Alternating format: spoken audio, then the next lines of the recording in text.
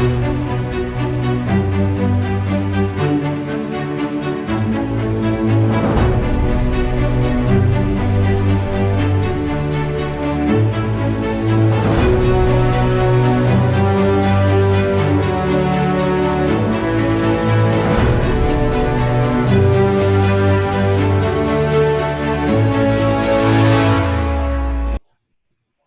वालेकुम वरहमतुल्लाहि वबरकातुहू।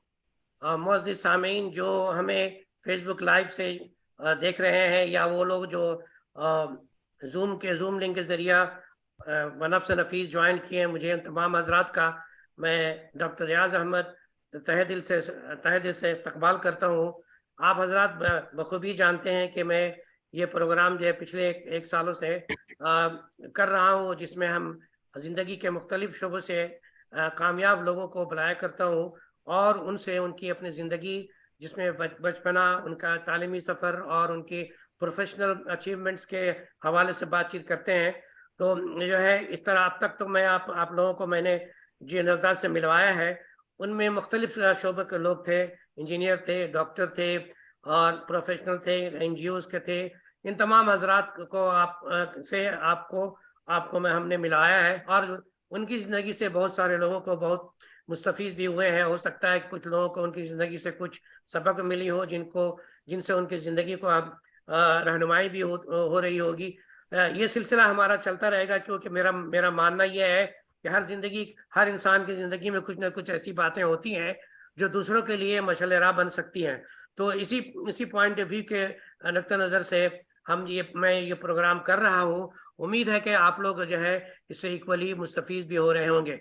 जैसा कि आप जानते हैं कि हमारे प्रोग्राम का फॉर्मेट ये हुआ करता है कि मैं गेस्ट से सवाल और जवाब का सिलसिला रखता हूं, जो तकरीबन 30 से 40 मिनट तक रहता है। उसके बाद जो है सामीन को मैं मौका देता हूं कि उनसे सवाल करें और उसके बाद जो है कंक्लूडिंग रिमार्क के बाद ये प्रोग्राम ख़त्म होता है। तो हजरात, जैसा हजरात, आपको एक बात मैं बताऊं कि जैसे ज़िंदगी ज़िंदगी किसी के लिए भी आसान नहीं हुआ करती है। किसी ने कहा है कि भाई यूं ही आया नहीं अंदाज सजदा, बहुत खेला वो पेशानी से पहले। तो जिंदगी में किसी को भी तरक्की जो है आसानी से आज तक कभी नहीं मिली। तो वो कहते हैं ना कि कहाँ है खुशी, खुश कोई भी नहीं, गम से खाली कोई जिंदगी भी नहीं।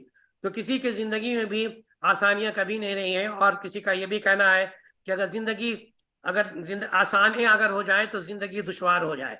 ये भी बात है कि जिंदगी में आसानियां हो जाए तो जिंदगी दुश्वार हो जाए, फिर जिंदगी का मजा भी नहीं रहेगा। तो आइए हम जो है आपको आज के मेहमान से मिलाते हैं। आज के हमारे मेहमान किसी एकेडमिक इंस्टीट्यूशन से मुंसलिक नहीं है। ये तो वो लोग हैं जो हुकूमतें चलाया करते हैं, जो हुकूमत के पसे पर्दा जो है हुकूमतों को चलाया करते हैं। और मेरी मुराद जो है जावेद अख्तर साहब से है, जो वेस्ट बंगाल में IAS ऑफिसर के हैसियत से का नौकरी कर रहे हैं। तो बिना ताखिर जो है बाकी बातें जो है मैं थोड़ा फॉर्मेट चेंज करके डायरेक्टली उनकी तारीफ को मैं कोई बात ना कहते हुए बातों के दरमियान में उनकी खूबियां बयान करूंगा और उनसे उसी के हवाले से सवाल भी करूंगा। तो जावेद अख्तर साहब, आपका इस्तकबाल है मेरे इस प्रोग्राम में। आपने अपना कीमती वक्त दिया। You are most welcome sir. जी, बहुत बहुत शुक्रिया। आपका भी बहुत शुक्रिया कि आपने मुझे मुतारुफ कराया लोगों से और अपनी बातें रखने का मौका दिया। मैं क्या कर सकता हूँ, आप मुझको बताएं, मैं कैसे अपनी बात शुरू करूँ। जी बस शुक्रिया। तो सर मैं अपने सवाल जवाब में मेरा सबसे पहला जो सवाल हुआ करता है वो हमेशा, और इसकी बहुत अहमियत है, वो ये है कि हमारे मुसलमान जो भाई हैं या फिर जो भी ज़्यादातर लोग जो है मिडिल क्लास के लोग हैं, और सबके अंदर ये जहन में बात पैदा घूम रही होती है कि भाई तालीम हासिल करना, तरक्की करना ये बहुत आसान नहीं है। गरीब आदमी के लिए सब कुछ नहीं होता। तो ये सब एक इन्फिनिटी कॉम्प्लेक्स की बात है। इसलिए हम तमाम लोग मेहमान से ये जानने की कोशिश करते हैं कि वो ये मकाम जो हासिल किए तो उनका बैकग्राउंड क्या था। तो आइए मैं आपसे भी सर ये सवाल करता हूँ कि आप अपना फैमिली बैकग्राउंड के हवाले से कुछ बातें हमारे सामीन को बताइए। Over to you sir. जी, जैसा कि आपने दूसरे लोगों को भी देखा है, मेरे हालात उनसे मुख्तलिफ नहीं थे। मेरे वालिद का बचपन में ही इंतकाल हो गया था जब मैं क्लास 10 में था। मैं मोहम्मद जान स्कूल में पढ़ता था, तो मेरे वालिद साहब की बड़ी ख्वाहिश थी कि मैं कोई आला अफसर बनूं, लेकिन उनका बेमौका इंतकाल हो गया कम उम्र में मेरे, क्लास 10 में। तो उस जमाने में क्लास 11 हायर सेकेंडरी हुआ करता था, तो मैं चूंकि पढ़ने लिखने में ठीक था, क्लास में मेरी पोजीशन होती थी, तो वो लोग समझ रहे थे शायद हम बहुत कुछ करने वाले हैं। मेरे वालिद को हमसे बड़ी तवक्कात थी, तो साइंस में एडमिशन कराया था, साइंस में ठीक ठाक कर रहा था, लेकिन अचानक वालिद साहब के इंतकाल होने के बाद से पूरी हालात बिगड़ गए। तो हायर सेकेंडरी में मेरा रिजल्ट भी बहुत खराब हुआ, बस किसी सूरत से पास किया। उसके बाद फिर एडमिशन लिया बीएससी के लिए, लेकिन माशी तंगदस्ती की वजह से उसके लिए भी चलाना मुश्किल हो गया, तो बीच में फिर पढ़ाई मुनक़ता हो गई। बीए एग्जाम दिया और बीए पास करने के बाद में मिले, उन्होंने कहा कि देखो जावेद तुमको ट्राई, तो फिर कॉम्पिटिटिव एग्जाम्स के लिए तैयारी शुरू की, लेकिन उन्होंने कहा कि नहीं, आप जब तुम उस मेयार पे आ जाओगे देखो तुम्हारे लिए नौकरी की कोई कमी नहीं होगी। तो दूसरे साल से इंशाल्लाह माशाल्लाह वो नौकरियों की तांता लग गया। मैं public service commission West Bengal में सेकंड हो गया, रेलवे में 8-10 नौकरी लग गई, फिर बैंक में हो गया, फिर WBCS के सी ग्रुप में, डी ग्रुप में एक्सटेंशन ऑफिसर पंचायत आपके इलाके सलानपुर में मेरी पोस्टिंग हो गई थी। तो उसके बाद WBCS ए ग्रुप में भी आ गया। तो मैंने जो देखा कि अगर आप उस मेयार पे आ जाते हैं, हम जनरली आमतौर से जो बच्चे हैं हमारे कैंडिडेट, वो कहीं ना कहीं जो एवरेज रिक्वायरमेंट है उससे 1 दरिया 2 दरिया पीछे रहते हैं, और जरा अगर ऊपर आ गए तो फिर नौकरी की कोई कमी नहीं होती। मेरे साथ अल्लाह का शुक्र है कि काफी नौकरी आई। तो मैंने 83 जनवरी में रेलवे में ज्वाइन किया, उसके 2-3 महीने के नागपुर में एज अकाउंट्स क्लर्क ग्रेड 1। तो 23 साल की उम्र में माशाल्लाह मैं WBCS से ग्रेड 1 ऑफिसर बन गया था माशाल्लाह। सर तो एक यहाँ पर मैं आपको नौकरी की कहानी शुरू हुई। सॉरी फॉर इंटरप्शन, आपके इस बात से 2 पॉइंट जो है सामीन के लिए बहुत इंपॉर्टेंट है, मैं बाहर करना चाहता हूँ। सर ने भी बताया कि किसी को भी मतलब कि कहते हैं ना कि कुछ फूल तो खिलते हैं मज़ारों के लिए, हर फूल की किस्मत है कहाँ शब और उषा, कुछ फूल तो खिलते हैं मज़ारों के लिए ही। तो किसी की भी जिंदगी जो है, कामयाब लोगों की जिंदगी जो है आसान कभी नहीं। सर जिस मुश्किल से मुझे पूरा याद है कि मैं उस जमाने में कम्युनिटी में हुआ करता, 83 में मैं गया था, लेकिन जहाँ तक के मोहम्मद जान हाई स्कूल का ताल्लुक है, मैं भी वहाँ 83-84 में मॉर्निंग सेक्शन में मैथमेटिक्स पढ़ाने जाया करता था कम्युनिटी से। अख्तर साहब हुआ करते थे वहाँ, तो मैं जब पढ़ाने जाया करता था, अख्तर साहब ने मुझे बुलाया था, तो मैं वहाँ कम्युनिटी से पढ़ाने जाया करता था। तो माहौल जो है थोड़ा, स्कूल जितना भी हो कलकत्ता में, मोहम्मद जान का पोजीशन एडमिनिस्ट्रेशन की वजह से बहुत अच्छा था। अख्तर साहब का एडमिनिस्ट्रेशन जो है उस स्कूल में बहुत अच्छा था, और वो तमाम लोगों का जो है ख्याल भी रखते थे, बच्चों को भी ख्याल करते थे, टीचर भी उनकी इज्जत किया करते थे। तो उस स्कूल में आप ग्रेड यानी साइंस लेकर पढ़ना चाह रहे थे। अब ये बात हाँ मेरे पास जी वही हायर सेकेंडरी पास किए 75 में, 75 का बैच में, हाँ 75 में साइंस लेकर पास किए, लेकिन अल्लाह ताला को कुछ और मंजूर था, ऐसे हालात बन गए। तो इस तरह के वाकयात आम हैं, ज्यादातर लोगों में पाई जाती हैं। अब यहाँ से मेन बात है, मसला हुआ ये बात नहीं है, मसला को कैसे टैकल किया और आगे कैसे पढ़े, ये असल बात है। टायर पंक्चर होना नॉर्मल है, टायर को कैसे फिर फिट करके आगे बढ़े, ये अहम बात है। तो आपकी जिंदगी से ये बात साबित होती है सर कि अप्स एंड डाउन में आदमी अगर अपना इरादा मजबूत रखे और मेहनत करते रहे और सही डायरेक्शन मिले, तो इंशाल्लाह जरूर कामयाबी होती है। और कामयाबी आपको ऐसी मिली कि आप जो है एक साथ 7-8 नौकरियां, आप अंदाजा लगाए कि वेस्ट बंगाल इंडिया में 7-8 नौकरी आसान बात तो नहीं है। 22 जी मुझे याद है कि जिस नारकेल डागा में जब आप पास किए थे, उस वक्त एक और जावेद साहब थे, दो जावेद एक साथ पास किए थे, याद है सर आपको? जी हाँ, जावेद निहाल, हाँ, तो पास किए थे। और वो जो एक और जावेद जो बैंक में नौकरी, बैंक में वो टॉप हुए थे, WBCS के साथ टॉप किया था उन्होंने, फिर लेकिन वो छोड़ करके वो बैंक में चले गए। तो उस जमाने में भी और फिर नारकेल डागा में एक माहौल बन गया था जहां आप रहते हैं, लोग एक घर में बैठ करके 4-5-6 लोग मिल करके तैयारी किया करते थे। ये सारी बातें मुझे पहले से आपके हवाले से मालूम है कि आप भी नारकेल डागा में जो है इस तरह से बैठ करके मिल करके माहौल बना करके लोग एक साथ पढ़ रहे थे। खैर ये कि बहुत सारे लोग कामयाब नहीं होते, लेकिन अल्लाह ताला ने आपको यहाँ लाना था, इस मकाम पहुंचाना था, आपको कामयाबी हासिल हुई। और ये भी अहम बात है कि शुरू में आपको ग्रेड ए, ग्रुप ए में नहीं मिला, तो आपने लेकिन जद्दोजहद जो है जारी रखी और आखिर में ग्रुप ए में आप कामयाब हुए।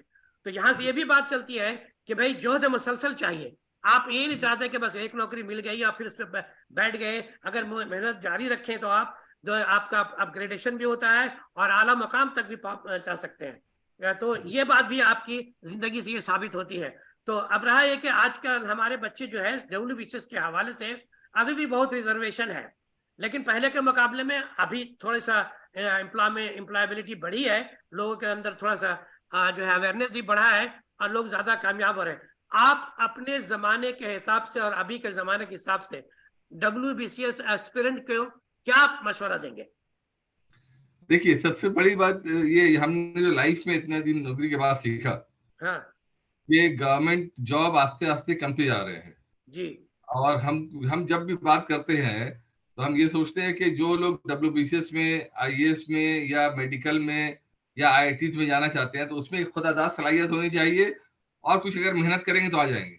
लेकिन मेरा मतलब ये है, मेरा मानना ये है कि रास्ते पे चलता हुआ आदमी, उसकी रोजी रोटी या उसको रोजगार से कैसे लगाया जाए, इसके बारे में हम लोगों को सोचना चाहिए। अच्छा।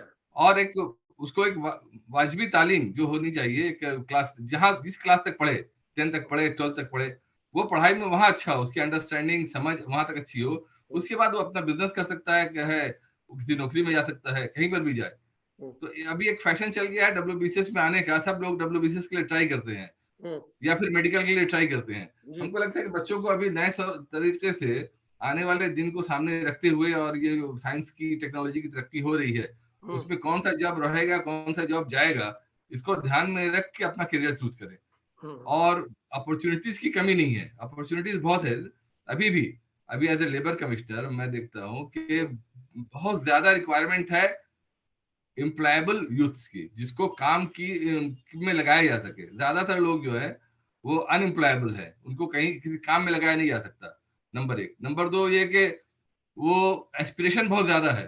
अगर उसको 10,000 का उसका जॉब होना चाहिए तो वो उसके लिए वो 20,000 25,000 रुपए डिमांड करते हैं। लेकिन हमने देखा बहुत लोगों को, खासतौर से हमारे भाई जो गैर बरादरी के है, उनको देखा कि वो कम से शुरू करते हैं, इतना स्किल बढ़ाते हैं, अपना वर्थ साबित करते हैं और बहुत ऊंची पोजीशन पे चले जाते हैं। उसके बाद हमारे यहाँ ये कि एस्पिरेशन ज्यादा है, क्वालिटी कम है। तो क्वालिटी को मेरे ख्याल में बढ़ाना चाहिए। और जैसे आपने देखा कि उस जमाने में, मेरे जमाने में भी, मेरी फैमिली में भी मेरे वालिद साहब की चूंकि काफी इज्जत थी और वो, तो बहुत लोग ये समझते थे सिफारिश से नौकरी मिल जाएगी। तो मेरी फैमिली के कुछ लोग वो अब्बा की सिफारिश की बुनियाद पे नौकरी तलाश कर रहे थे, जो जिंदगी आज तक वो बेकार रह गए। और मेरे साथ अल्लाह का शुक्र ये था कि मैं अपने ऊपर कॉन्फिडेंस रखता था कि नहीं, हमको खुद से करना है, जो करना है खुद करना है। तो अल्लाह का शुक्र है कि हम लोग फिर आगे बढ़ गए। आप तो ये सर जी आपने बहुत अच्छी बात बताई यहाँ पर कि एम्प्लॉयबल कैंडिडेट पैदा करना लाजमी है। लोग तो नौकरियां अभी भी हैं लेकिन एम्प्लॉयबल कैंडिडेट अवेलेबल नहीं है। और ये बहुत ही इंपॉर्टेंट बात है, क्योंकि इस तरह की बातें लोग एक्सपीरियंस आदमी, आपके जैसे एक्सपीरियंस आदमी और उस मकाम पर जहां एम्प्लॉयबिलिटी अवेलेबल है वहां से आप उस मकाम से आप बोल रहे हैं, तो ये बात काबिल गौर है। मेरे ख्याल में सुनने वाले लोगों को इसको जरूर नोट करना चाहिए। जैसा कि आपने बताया कि सर हमारे यहाँ लोगों के एक्सपेक्टेशन हाई होते हैं, वो नीचे से ऊपर उठना नहीं चाहते हैं, एक बार ही जो ऊपर पहुंचने की ख्वाहिश रखते हैं। जैसा कि आपने कहा कि अगर नौकरी 10,000 की मिल रही है तो वो उसको पसंद नहीं करते, वो एक बार ही 20,000 की नौकरी जो चाहते हैं।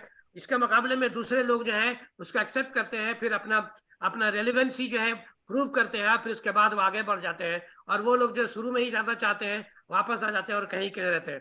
तो आपका ये मानना है कि इस हवाले से अवेयरनेस बढ़ानी चाहिए समाज में इस तरह से अवेयरनेस बढ़ाई जानी चाहिए कि कौन सा फैकल्टी, कौन सा ट्रेड, कौन सी तालीम जो है अभी जो है ट्रेंड में है और कौन सा तालीम हासिल करें कि हमारी एम्प्लॉयमेंट का जो ऑप्शन जो है जल्द अज जल्द हमको मिले। तो ये बात जो है आपका जो है वेल एंड गुड, बहुत अच्छी बात आपने बताई, अपने तजुर्बा के हवाले से आपने बताई।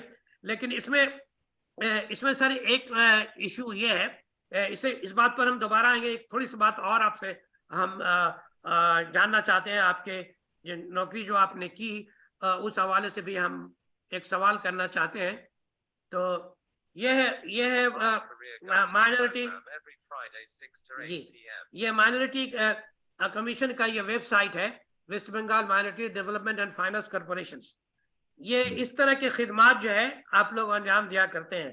तो आजकल हमारे बच्चे जो हैं बहुत ज्यादा परेशान रहते हैं, पता ही नहीं है उनको कि हुकूमत वेस्ट बंगाल की जानिब से क्या क्या फैसिलिटीज है, जैसे स्कॉलरशिप है, माइक्रो फाइनेंस है, टर्म लोन है, ट्रेनिंग एंड कोचिंग है, एजुकेशन लोन है, करियर गाइडेंस है, इतनी सारी सहूलतें हैं। लेकिन मुझे ये पता है, बखूबी पता है कि बहुत सारे लोगों को इन सब हवाले से कोई जानकारी नहीं है। आपका एक्सपीरियंस इस डिपार्टमेंट में रहते हुए कैसा है, जरा आप इसके बारे में थोड़ा सा जानकारी हमारे लोगों को दो, फिर मैं आऊंगा आपके उस सवाल पर।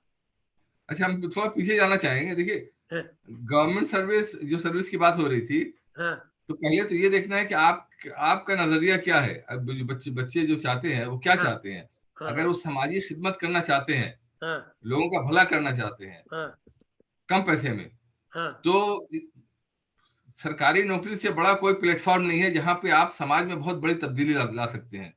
ये इतना बड़ा एजाज किसी को हासिल नहीं है सिवाय गवर्नमेंट सर्वेंट के या गवर्नमेंट अफसर के। बहुत अच्छी बात, बहुत तो अच्छी बात। ये तो अगर जहन आपका ये है कि आपको एक मोरलेस अपने उमूमी जिंदगी गुजार के बिना ज्यादा पैसा कमाए हुए अगर आप लोगों की खिदमत करना चाहते हैं तो गवर्नमेंट जॉब में है। और अगर पैसा कमाना है और कमा के भी, wealth itself has its own power. आपके पास अगर पैसा है तो आप बहुत कुछ कर सकते हैं लोगों के लिए। तो पैसा कमाना है देन गो फॉर बिजनेस और प्राइवेट सेक्टर, ये बात। दूसरी बात जो हमने माइनॉरिटी कॉर्पोरेशन में देखा, माइनॉरिटी कॉर्पोरेशन में देखिए 45 लाख लोग अभी भी स्कॉलरशिप बच्चे पा रहे हैं हर साल लगभग। तो स्कॉलरशिप तो काफी पाते हैं, लेकिन जो सबसे बड़ा प्रॉब्लम हमारा नजरिए का है, हमारे अंदर डीप इंफीरियरिटी कॉम्प्लेक्स है।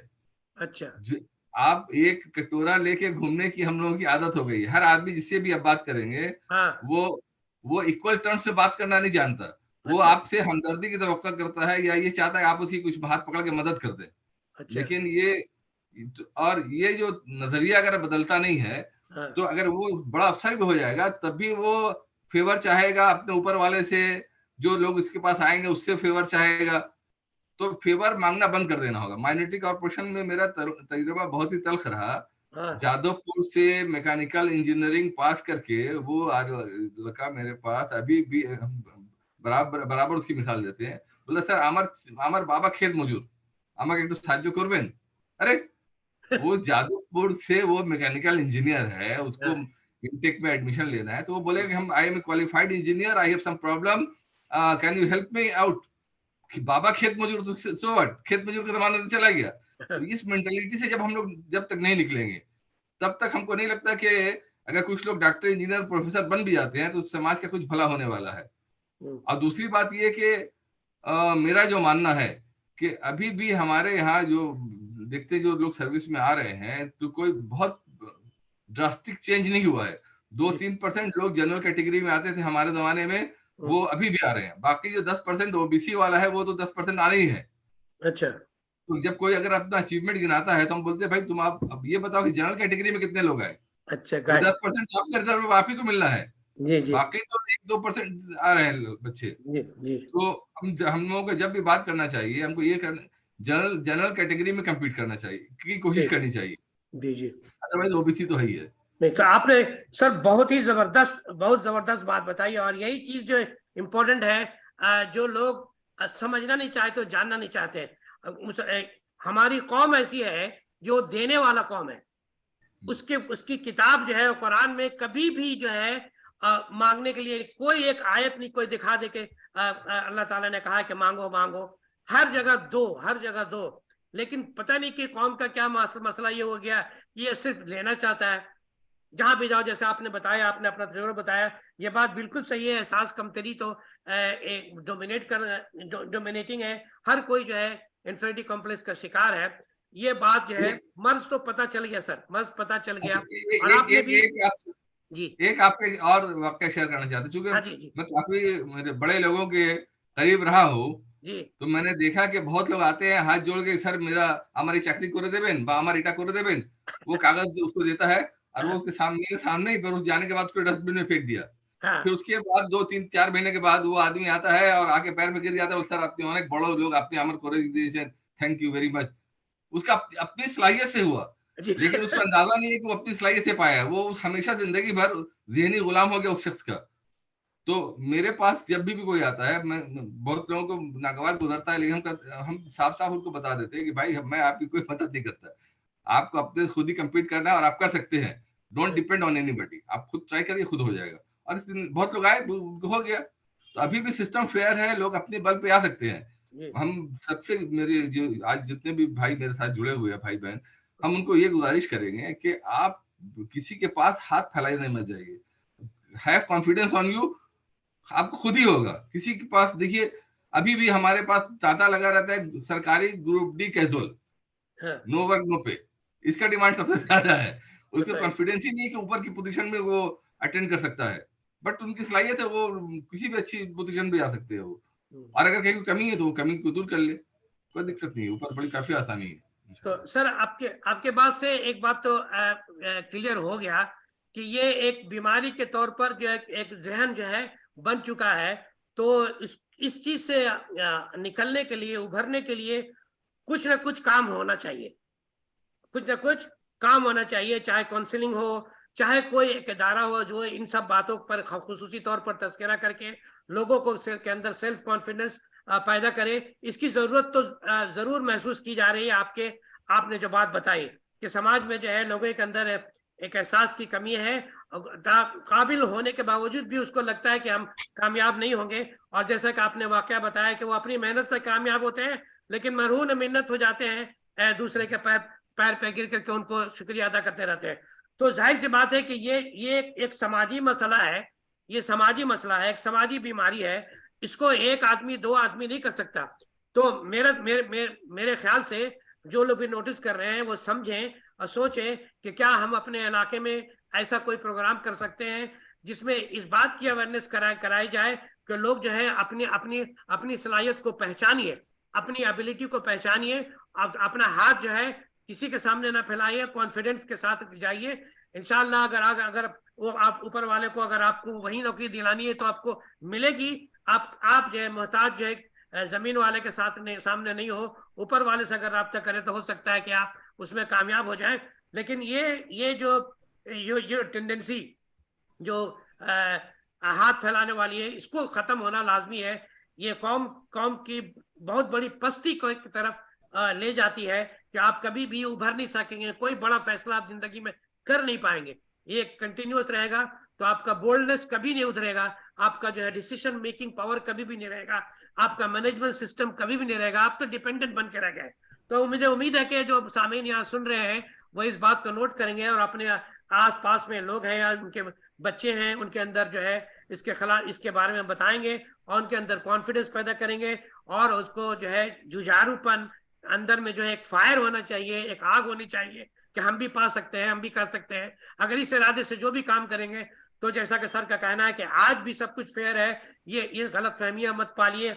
आप अगर मेहनत करेंगे तो फिर जरूर कामयाब होंगे। बहुत ही जबरदस्त बात सर ने बताई। नहीं हाँ रियाज साहब, एक बात हम आप और तस्करा करते हैं कि बहुत लोग हैं हमारे यहाँ जो समाज में ऊपर मुकाम रखते हैं हाँ और वो मदद करना भी चाहते हैं। तो मेरी गुजारिश ये है मेरे लोगों से कि जो आसपास में जो लोग हैं उनसे हाँ मिलें और उनसे ये बताएं कि सर हमको आगे बढ़ना है, क्या करना चाहिए, जी तो वो गाइड कर देंगे। अगर आप किसी के पास भी जाएंगे, कोई अभी जो हमारे कॉम में कोई रिफ्यूज नहीं करेगा, इनकार नहीं करेगा। हो सकता है कि आगे बढ़ के नहीं आए, लेकिन अगर आप उसके घर पे जाके नॉक करेंगे, सर हम मेडिकल का एग्जाम देना चाहते हैं या कोई बिजनेस शुरू करना चाहते हैं, तो वो आपको रास्ता बता देगा। अब रास्ते पे चलना आपका काम है, अब वो जी आपको हैंड होल्डिंग करके डे टू डे बताएगा नहीं।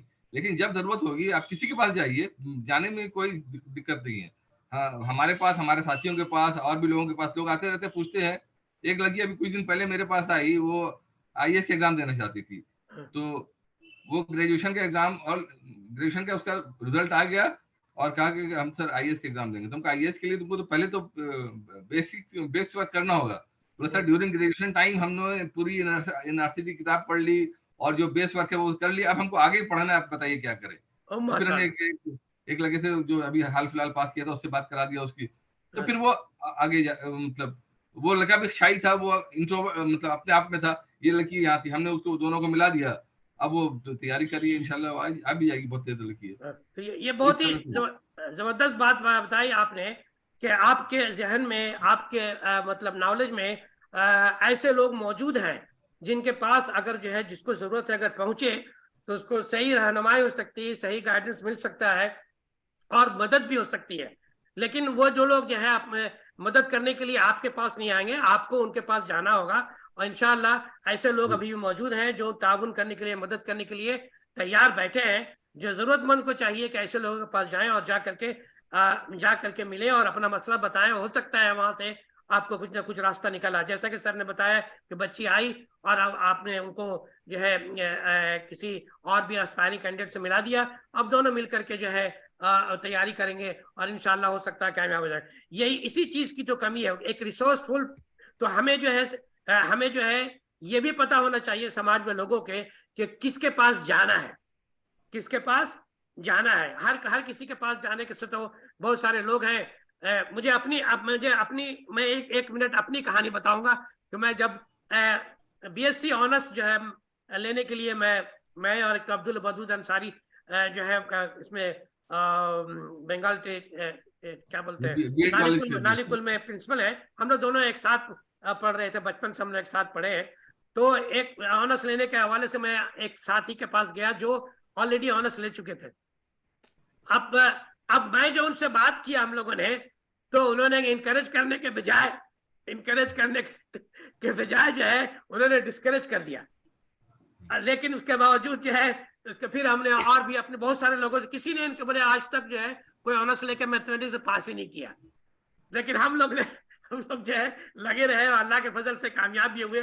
तो ऐसा भी है कि सर आपको ये भी पता रहना चाहिए कि जो रिसोर्सफुल पर्सन समझ के जिसके पास हम जा रहे हैं वो मशवरा के लिहाज से, तो उसके अंदर ये भी सलाहियत हो कि लोगों को इनकरेज करना आता हो और जानकारी भी हो और नेक नियति के साथ एक नेक काम है। ये भी हर आदमी का दूसरे आदमी पर 6 हुकूक है, उसमें एक हक ये भी है कि कोई मशवरा मांगे तो सही मशवरा दे।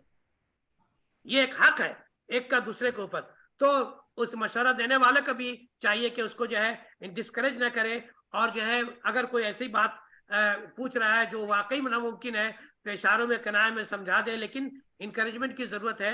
ऐसे लोग सर के हिसाब से अवेलेबल हैं। इंशाल्लाह उम्मीद है कि आप तमाम लोग जी भी अपने अपने इलाके में रिसोर्सफुल पर्सन की कम से कम जानकारी रखें और कोई भी मसला हो उसके हवाले से आप उनसे बात करें। सर एक चीज हम यहाँ और जोड़ना चाहेंगे कि देखिए हमने जिसे बताया कि आपको खुद अपना मैंने कैंडिडेट को खुद अपना चार्ज लेना है, खुद अपनी जिम्मेदारी समझनी है। तो वो उसको एक आदमी पर डिपेंड नहीं होके उसको इनपुट लेना चाहिए मुख्तलिफ लोगों से। उसके बाद वो फिर इंफॉर्मेशन कलेक्ट करने के बाद में ही शुड डिसाइड हिमसेल्फ कि उसको करना क्या है, क्योंकि वो अपने आप को वही सबसे बेहतर जानता है। वो लोगों से जो जिसको लगता है कि इससे बात करनी चाहिए उससे बात करे, इनपुट ले इंफॉर्मेशन कलेक्ट करे, then he should decide himself and find a solution to himself and should be responsible for his own success and failure. किसी के ऊपर आप इल्जाम नहीं डाल सकते कि आपको खुद ही करना है, आप इनपुट ले सकते हैं दूसरे लोगों से। सो ये जो सर्च जो है 3 लेयर का है। पहले तो आप अपना मिजाज बनाइए कि आप क्या चाहते हैं, फिर उसके हवाले से जो है आप एक्सपर्ट लोगों के पास जाइए। उसके बाद जो है फिर आप जो है गूगल सर्च भी कीजिए, देखिए। इन तमाम चीजों के बाद फैसला आप खुद लीजिए और जिम्मेदार भी अपने आप को मानिए। ऐसा नहीं कि किससे पूछा उनको मुर्द इल्जाम करते। बहुत अच्छी बात कही सर। ये बात भी जो है समाज में पाया जाता है कि अच्छा हमने किया बुरा उसने किया। ये लोग हैं। बल्कि आजकल तो लोग अल्लाह को भी मुर्द इल्जाम करते, बेटा मेरा है और बेटी अल्लाह का फजल है। तो आजकल तो लोग जो है इस तरह की बातें करते हैं। माशाल्लाह आपने बहुत अच्छी बात कही कि आप, चूंकि सर आपका ग्राउंड लेवल में तजुर्बा है, आप जो है उसमें लगे हुए हैं, तो इस वजह से ये सारी बातें आप जो है कह रहे हैं। बहुत अच्छी बात है। आज के दिन के लोग जो भी सुन रहे हैं बहुत फायदा उनको मिलेगा इन सब बातों से। अब आखिर सर एक बात और मैं आपसे पूछना चाहता हूं। क्या मैंने रुपया पैसा आजकल एक ट्रेंड है, लोग कहते हैं कि भाई क्या माल पैसा रहेगा तब तालीम होगी, पैसा नहीं रहेगा तो कैसे तालीम की, जैसा कि आपने अपनी जिंदगी के हवाले से बता ही दिया। लेकिन ये ट्रेंड अभी भी है, लोग चाहते हैं कि हम जो है अपने बच्चे को बड़े से बड़े यूनिवर्सिटी में पढ़ाएं, बड़े से बड़े कॉलेज में पढ़ाएं, और उसके लिए समाज उनको मदद करे। अगर नहीं है तो समाज के अंदर कुछ ऐसे लोग रहे जो उनको भेजे। मसलन जो है अब मेडिकल में बहुत सारे बच्चे पास हो रहे हैं, लेकिन रैंकिंग उनकी इतनी अच्छी नहीं है कि जो गवर्नमेंट लेवल में गवर्नमेंट कॉलेज में एडमिशन हो जाए। यहां तक कि गवर्नमेंट कॉलेज में भी आजकल इतना पैसा लग रहा है, कुछ लोग ऐसे हैं कि वो पैसा भी नहीं देने का काबिल नहीं है।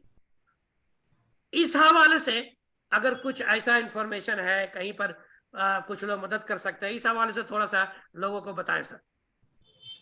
देखिए, मेरी जो आपको अगर कहीं एक तरफ कमी है तो दूसरी तरफ आपको उसकी मतलब उस कमी को पूरी करने के लिए कोशिश करनी होगी। जो लोग माशी तौर से कमजोर हैं तो उनको मेहनत ज्यादा करना होगा और गवर्नमेंट की सीट पानी होगी। आप हमसे बेहतर जानते हैं कि गवर्नमेंट की जो भी इंस्टीट्यूशंस ऑफ हायर लर्निंग, वहां तो पैसा तो देना ही नहीं पड़ता, उल्टे पैसा मिलता है। जी जी, स्कॉलरशिप काफी हाई मिलती है, जिससे उसका अपना भी खर्च हो जाता है, घर में भी 2-1 हजार रुपया बच जाता है। जी तो एक तो ये है कि उसको चाहिए कि वो खुद मेहनत करके वैसी पोजीशन पे आए, तो वो रियल जीनियस है। अदरवाइज अगर जो बच्चे मतलब बहुत पीछे आ रहे हैं, रैंक में किसी सूरत से आ गए, तो he will not be very successful professional जिस कोर्स में वो जाना चाह रहे हैं। नंबर 1।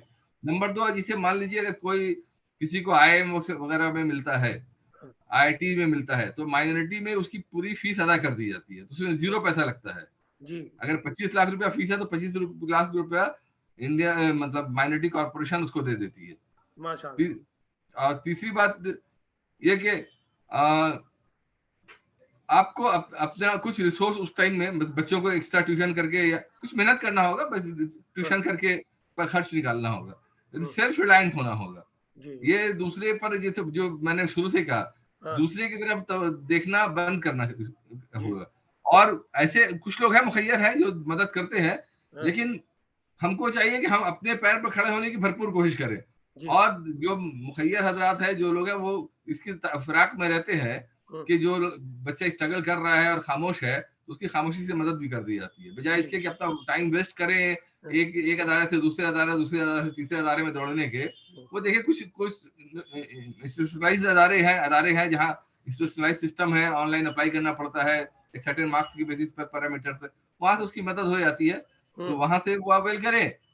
और अदरवाइज गवर्नमेंट के स्कॉलरशिप्स ले, तो पैसा कभी भी मेरिट के लिए पैसा कोई फैक्टर नहीं बना है। हम किसी को भी नहीं जानते, मैंने 12 साल माइनॉरिटी कॉर्पोरेशन में गुजारा कि पैसे की वजह से किसी की पढ़ाई खत्म हो गई हो, कहीं ना कहीं से बंदोबस्त हो जाता है इंशाल्लाह। ये सर बहुत अच्छी बात है। ये भरम जो है फैला हुआ है कि भाई मैं क्या करूं, वो सर जो मुझे एक लतीफा याद आ रहा, आपने कुछ तरह की बात कही कि एक ट्रेन में सफर कर रहे थे, तो एक दरवाजे के पास जो है एक बेचारी गरीब औरत जो है वो अपने बच्चों को लेकर बैठी हुई है। अब उसका बच्चे को रफा हजत महसूस हुई, उसने वही कर दिया। अब पुलिस वहां पर आई, अब पुलिस आ करके तो पूछा क्या बात है, बोले क्या करे सर, गरीब आदमी है। अब देखिए मतलब कि चीज का क्या रॉन्ग इस्तेमाल है। तो आपकी बातों से कुछ ऐसे पता चलता है कि कुछ basic information, basic knowledge, basic confidence आपके अंदर होनी चाहिए। आप ये नहीं कर सकते कि क्या नाम है हम पर खुसूसी रहम किया जाए, खुसूसी करम किया जाए, ये मुनासिब नहीं है। आप जो है इस काबिल बने, और आपका रेस कोई नहीं दौड़ेगा। सबसे असल बात यह है कि आपके रेस कोई नहीं दौड़ेगा, आपको ही दौड़ना है। हाँ, बस कोई हिंट दे सकता है, मशवरा दे सकता है, थोड़ी मदद कर सकता है, लेकिन आपका जंग आपको खुद लड़ना है। इसमें कोई दो राय नहीं है। जितना जल्दी ये बात समझ में आ जाए उतना ही फायदा है, इसको जितना डिले कर सकते हैं जी, ये कर सकते हैं बच्चे जो भी चाहते हैं। हम मेरी जिंदगी में किसी को नहीं देखा जो चाहा और नहीं पाया। जो जिसके अंदर, जिस लड़के या लड़की के अंदर ख्वाहिश पैदा हुई, कर लिया। 1 साल 2 साल 3 साल लगता है, लेकिन अपनी जगह ठीक चला जाता है, कोई दिक्कत नहीं है। ये भी सर आजकल ये भी देखने में आ रहा है। मुझे एक रिपोर्ट आई है, एक बंगाली मुस्लिम भाई है, उसका रिश्तेदार है, 7 बार वो जो मेडिकल के लिए अप्लाई किया, 7वीं बार पास किया वो। अब भाई क्या मतलब, आपको पढ़ करके नौकरी करके पैसा कमाना है ना, आप क्यों अपनी जिंदगी बर्बाद कर रहे हैं? 7 बार एक ही इम्तिहान में लगे हुए हैं। खुद आप 1 साल दीजिए, नहीं हुआ 2 साल हुआ, रास्ता बदलिए, और कोई इंशाल्लाह आप कहीं ना कहीं आपको नौकरी मिल जाएगी, कहीं ना कहीं अच्छी पढ़ाई कर लेंगे। ये जो रियाज आज साहब टेंडेंसी है जी, मुझको अभी डायरेक्टर ESI जी, एम्प्लॉय इंश्योरेंस का भी चार्ज मिला हुआ है, तो मेरे अंडर में 600 डॉक्टर्स है। तो मैं डॉक्टर का हाल जानता हूँ, कितना बुरा हाल है इन लोगों का। जी बताइए। MBBS MD डॉक्टर सब है, MCH भी है। तो डॉक्टर बहुत लुक्रेटिव पेशा है, ऐसी बात नहीं है, और आने वाले दिनों में इसकी हालत और ज्यादा खराब होने वाली है। जी जी जी जी, बहुत ज्यादा, बहुत ज्यादा। लेकिन देखिए ये ट्रेंड जो सेटअप हो रहा है, बच्चे भी ये जो है बैकवर्ड क्लास जी ये बैकवर्ड क्लास का सेटअप ट्रेंड जी है। तो जी, अब जो फॉरवर्ड क्लास इसको छोड़ देता है, बैकवर्ड क्लास उसको पकड़ता है। हाँ अब जी, लोग उससे आगे जा चुके हैं, अब साइंटिस्ट हो रहे हाँ, हैं, आर्टिफिशियल इंटेलिजेंस पे काम कर रहे हैं, और ये जो जो पीछे वाला तबका है वो अब मेडिकल इंजीनियरिंग के चक्कर में पड़ा हुआ है। हाँ, जी जी जी जी जी जी, सही है। यानी उसको एक एजाज समझ करके लगा हुआ है, जबकि और भी बहुत सारे रास्ते खुले हैं जिसके ना जानकारी है, और ना वो कुछ कुछ केसेस में गार्जियन का भी मसला है। सर गार्जियन डॉक्टर नहीं बन सका, वो बच्चों को प्रेस करता रहता है कि तुमको डॉक्टर बनना है, कुछ इंजीनियर बनना है। ये सारी बीमारियां भी देखी गई हैं कि भाई आपने नहीं किया तो इसका क्या मतलब है कि आपका बच्चा बने, कोई जरूरी नहीं है। हर का अपना अपना अलग रास्ता है। वो जमाना कोई और था, आपका जमाना कोई और है। उस वक्त के रिक्वायरमेंट अलग थे, अभी का रिक्वायरमेंट अलग है। उस वक्त के बच्चे कुछ अलग थे, अभी के बच्चे, ये समझना चाहिए। लेकिन कुछ पेरेंट्स भी जो है बच्चों को फोर्स करते हैं, और बेचारा कंटिन्यूअसली 1 साल 2 साल 3 साल लगा रहता है, और अपनी जिंदगी को बर्बाद करते चला जाता है। तो ये बात आपने बहुत अच्छी बताई कि भाई रास्ते बहुत है, आर्टिफिशियल इंटेलिजेंस के हैं, और इस तरह से डेटा डेटा एनालिटिक का है, बहुत सारा नया नया ब्रांच खुल रहा है। आप उधर जाओ, उसमें उससे ज्यादा लुक्रेटिव जॉब है। तो सर यहाँ पर एक सवाल मैं आपसे पूछूंगा कि आने वाले 5 साल में या 10 साल में कौन सा जॉब बहुत ज्यादा इन डिमांड होने वाला है? गवर्नमेंट लेवल से आपको जो इन्फॉर्मेशन होगा, कौन सा जॉब की रिक्वायरमेंट ज्यादा आने वाली है, और कौन सा एजुकेशन बच्चा ज्यादा ले, ताकि जो है वो एम्प्लॉयबिलिटी एम्प्लॉयबिलिटी मिल जाए और उसकी नौकरी जल्दी मिल जाए। इसके अलावा इंजीनियरिंग और मेडिसिन सब ये छोड़ करके नई नौकरी। देखिए, आस्ते आस्ते हमारे मुल्क में भी डिग्निटी ऑफ लेबर आ रहा है। जी, पहले लोग जो कसाई गोश्त बेचता था, वो हाँ, फटी लुंगी पहन के और एक फटी गंजी और उसपे खून का धब्बा लगा हुआ था, वो बेच रहा था। जी जी अभी देखिएगा, ये जो नया लड़का है, ये जीन्स और टी शर्ट पहन के बेचता है, और हमको बड़ा ताज्जुब हुआ कि बड़ा अच्छे से बात करता है, मैडम क्या चाहिए, अच्छा ये चाहिए। तो डिग्निटी ऑफ लेबर भी आ रही है, वो उस लेवल से नहीं बात कर रहा है। उसका जो बेटा है, वो हाँ, थोड़ा डिग्निफाइड वे से बात कर रहा है, फिर माशाल्लाह। वो मीट एक्सपोर्ट भी कर रहा है। जी तो अब काम कोई छोटा बड़ा नहीं है। देखिए, जिसको हम लोग छोटा काम बोलते हैं, इस काम में अभी पैसा सबसे ज्यादा है। जी एक MBBS डॉक्टर 100-200 रुपया फीस लेता है, एक प्लम्बर घर पे आने से 500 रुपया का बिल बनाता है।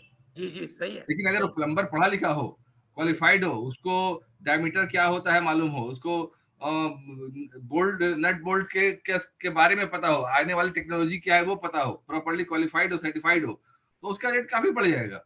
अब ये आप तो देखते हैं, ये प्लेटफॉर्म पर ये सब सर्विसेज अवेलेबल है, चाहे वो अर्बन क्लैप हो, चाहे उबर ओला हो, इनके पास कुछ नहीं है, हाँ लेकिन ये लोगों को हायर करके, उसको ट्रेंड करके, उसकी भी आमदनी अच्छी हो रही है, दूसरे लोगों की भी आमदनी ठीक हो रही है। अब देखिए, कोई भी आदमी जो सो कॉल्ड हम लोगों के मतलब छोटा काम, अर्बन, ये इलेक्ट्रिशियन है, प्लम्बर है, ये डेली का 1000-1200 रुपया कमाता है, 6-7 घंटा काम करके, मैंने 25 से 30 हजार रुपया कमा रहा है। और व्हाइट कॉलर जॉब में जो बाबूगिरी का काम करता है, 8 से 10 हजार रुपये से ज्यादा नहीं मिलता है। ठीक है, तो ये काम जहां पर आपको खुद करना है, manual job with some level of skill, जी जी, इसका काफी बढ़ने वाला है। और सुपर स्पेशलिटी तो हमेशा डिमांड में रहेगी, चाहे आप डेटा साइंटिस्ट हो, चाहे आर्टिफिशियल इंटेलिजेंस से काम हो, चाहे और एनालिटिक्स से काम हो। तो ये सब ऊपर लेवल में आपको टेक्नोलॉजी वाला काम है, नीचे लेवल में मैन पावर का काम है। इवन कुकिंग इंडस्ट्री बहुत आगे जा रही है। तो तमाम लाइन में जिसमें उसको शौक है, उसको एक नए ढंग से अगर करने की कोशिश करे। देखिए, इवन जोमेटो, इसमें औरतें, घर की औरतें खाना बना के अभी ये खाना मतलब प्लेटफॉर्म से बेच रही है, तो बिजनेस अपॉर्चुनिटीज काफी खुल गई है। तो सेल्फ एम्प्लॉयड हमको लगता है अभी बेहतर होना चाहिए। और एक चीज जो हम यहाँ शायद भूल जाए, financial literacy is very very important.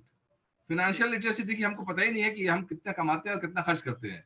और आपको मालूम है कि म्यूचुअल फंड या जो अगर पैसे को ठीक तौर से इन्वेस्ट किया जाए तो ये पैसा ग्रो करके सर्टेन टाइम में मैजिक ऑफ कंपाउंडिंग से बहुत काफी बढ़ जाता है। तो इसमें बच्चों को मतलब ध्यान देना चाहिए अर्ली एज से कि how they should be financially literate and how the money should grow.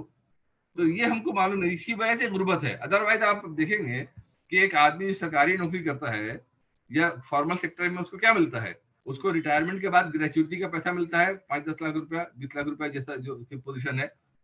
जो पीएफ जमा किया हुआ है वो पीएफ मिलता है और पेंशन मिलती है, या जिसके यहाँ पेंशन नहीं मिलती उसको लमसम पैसा मिल जाता है। तो आप पीएफ का पैसा पब्लिक प्रोविडेंट फंड में जमा कर सकते हैं, पीपीएफ आम पब्लिक के लिए है। और ग्रेचुइटी का पैसा आप अपना वो अगर म्यूचुअल फंड में डालें 60 साल में उसके कई गुना बढ़ के मिलेगा। और कुछ पैसा अगर अर्ली एज में इन्वेस्ट करें तो आपको ये रिटायरमेंट सिक्योर्ड हो जाता है। तो परमानेंट जॉब, गवर्नमेंट जॉब में कोई अब चार्म बचा नहीं आपके पास। लेकिन अगर if they are financially literate, they have knowledge of finance, तो वो काफी मतलब पैसा बना सकते हैं। तो इसकी तरफ हम लोग का ध्यान नहीं है। हमको भी बहुत देर से समझ में आया कि हाउ टू ग्रो मनी। तो और लोग बताते हैं कि income minus saving is your expenditure. हमको सेविंग्स क्या करना है? अगर और हदीस में भी है, हुज़ूर के पास आया तो अगर एक रियाल में बोला कि भाई दो तुम 20% रख दो, बाकी कुल्हाड़ी जो खरीद के दिए, और उसको कहा कि पैसा ये सेव करो और इतना का बाजार करो। तो सेविंग्स इज वेरी इंपॉर्टेंट। तो जो भी हम कमाते हैं, चाहे 1 रुपए भी कमाते हैं, 100 रुपया कमाते हैं, उसका 20% 30% कहीं पर उसको सेव करो। तो आस्ते आस्ते देखिएगा कुछ दिन के बाद में वो पैसा बढ़ेगा। अदरवाइज आप जितना भी पैसा कमा ले, तो पैसा अगर नहीं है तो फिर वो तंगदस्ती आ जाती है। तो गरीबी से निकलना भी बहुत जरूरी है, और उसके लिए जरूरी है कि आप एक्सपेंडिचर को कंट्रोल करें। अभी जो हालात है ईएमआई और वो जो मतलब ज्यादा खर्च करने के, उस पर भी कंट्रोल करना चाहिए। या एक तरफ जैसे money saved is also money earn. जी जी। तो ये भी हमको लगता है ध्यान देना चाहिए। सर आपने दो बात, बहुत अहम बात बताई। सबसे पहली बात ये बताई कि जैसे कोई आदमी अगर ये चाहे कि भाई हम अपना खाना जो है पका करके बेचे, तो एक बेइज्जती की बात समझी जाती थी। आज उसी को सोफिस्टिकेटेड वे में जोमेटो के जरिए एक जबरदस्त बिजनेस हो गया।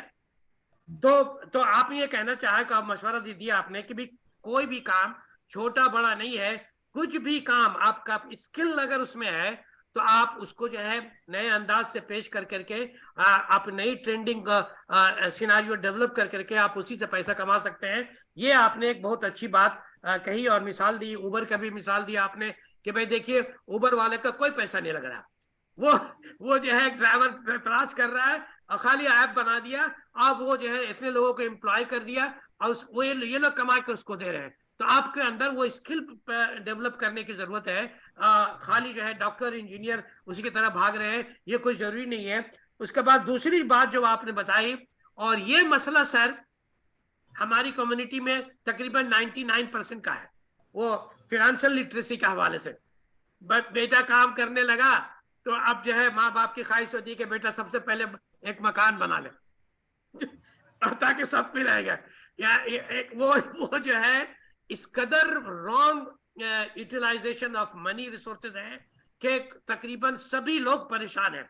मेरे ख्याल में मुझे याद है मैंने मैं गया कब, जब मैं कमरहट्टी में मजबूर हुआ कि मुझे पैसा जो है बैंक से मिलेगा, उस वक्त मैं बैंक अकाउंट खोला। आप समझ लीजिए, उससे पहले बैंक में कभी गया ही नहीं। मुझे बैंक ये मेरी बात है। ठीक इसी तरह समझ लिए कि मेरे ख्याल में अब कम्युनिटी में अभी भी 70% लोग जो है बैंक को अवॉइड करते हैं। आना जाना पूरी बात नहीं समझ आती नहीं है, कैसे खाता खोले, कैसे क्या करे, वो भी नहीं आता है। तो फाइनेंशियल मैनेजमेंट तो बहुत दूर की बात होगी सर। मैनेजमेंट स्किल जो है, जैसे अगर आपने हेल्थ मैनेजमेंट किया, आप बीमार पड़ेंगे। आप अपने नींद कितना है, सोना नहीं हुआ है, आप थक जाएंगे। आपका घर जो है आप जो है उसको रिपेयरिंग नहीं करें, आपके घर टूटेगा फूटेगा बर्बाद होगा। हर जगह एक मैनेजमेंट की जरूरत है, स्किल के, मैनेजमेंट स्किल की। जिस चीज में मैनेजमेंट स्किल नहीं आया वो चीज बर्बाद होगी, कमजोर होगी और परेशान करेगी।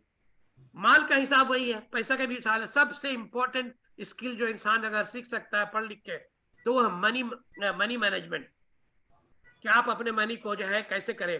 तो कल ही मैं सुन रहा था, एक है गाइडेंस जो है मनी, इसको उन्होंने 12 पॉइंट बताए कि उसमें जो है कैसे मनी को आप जो है प्रॉपरली इस्तेमाल करेंगे और रिटायरमेंट के बाद आप परेशान नहीं होंगे।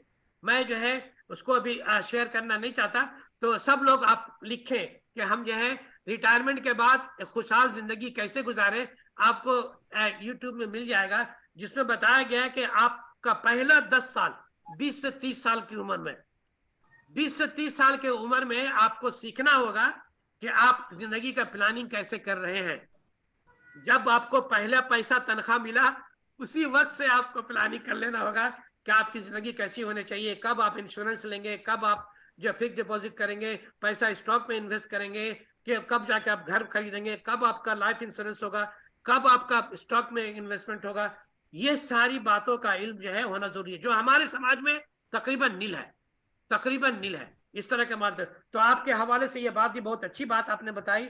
लोग ये जान ले कि पैसा कमाना हो सकता है आसान हो, लेकिन मनी को मैनेज करना ये डिफिकल्ट काम है, हर कोई को सीखना चाहिए। और ये बात आजकल बिल्कुल अलग है। ऐसा नहीं है कि जो पैसा खा लिया, कमाया, खर्च किया, जो बचा वही सेविंग है। आज के दौर का थ्योरी अलग है। जैसे आपने बताया कि पहले कितना आपको बचाना है वो निकाल लो और जितना बचा उसको खर्च करो, तो तब जाकर के आप मनी को जो है सही से मैनेज कर पाएंगे और आप कामयाब जिंदगी गुजारने के लायक होंगे। बहुत ही अच्छी बात आपने कही सर।